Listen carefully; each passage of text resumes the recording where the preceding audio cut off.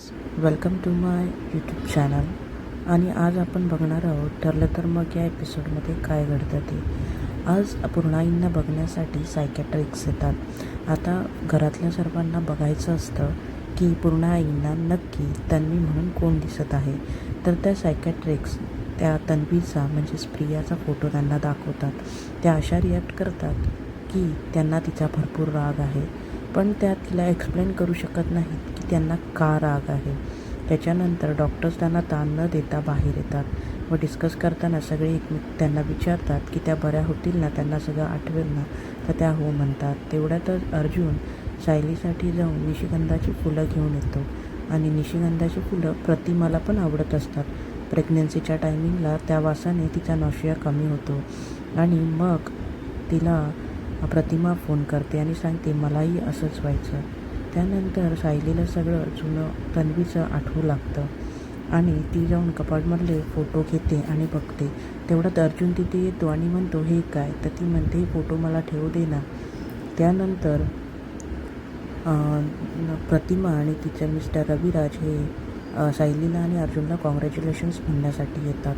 त्याच्यानंतर इकडे तर सचिन बोलत असताना चैतन्य पाहतो. त्यानंतर इथे अस्मिता बाळासाठी एक गाडी मागवते, बट ती तिला घेता येत नाही कारण तिच्याकडे पैसे कमी असतात आणि हे मागून सायली आणि अर्जुन पाहतात व ते म्हणतात की आपण तिच्यासाठी काहीतरी करू.